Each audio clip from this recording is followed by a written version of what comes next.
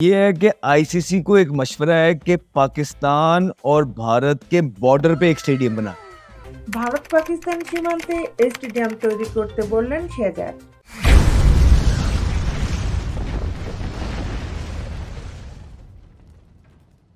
ভারত পাকিস্তান দ্বন্দ্বে লম্বা সময় ধরে ঝুলেছিল চ্যাম্পিয়ন্স ট্রফির ভাগ্য। অবশেষে এই ইস্যুতে একটা সমঝোতায় পৌঁছাতে পেরেছে আইসিসি।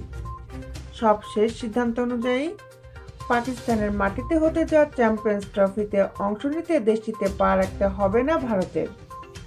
নিজেদের ম্যাচগুলো পাকিস্তানের বাইরে খেলবে ভারত।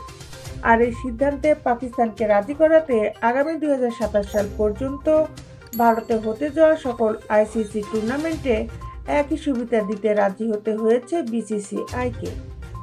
তবে সিদ্ধান্ত যাই হোক, এ নিয়ে যেন বিতর্ক থামছেই না। এবার স্থায়ী একটা সমাধান দিয়েছেন পাকিস্তানের তারকা ক্রিকেটার আহমেদ শেহজাদ।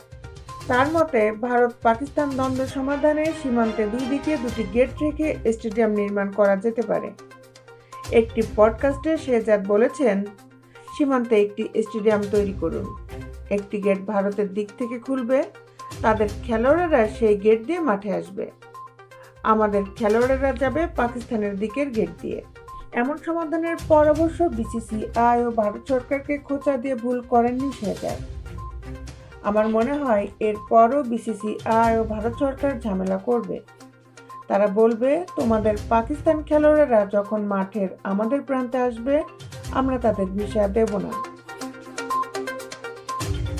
বিশ্বের খেলার আপডেট নিউজ পেতে আমাদের সাথেই থাকুন। Justice sports, Dhaka.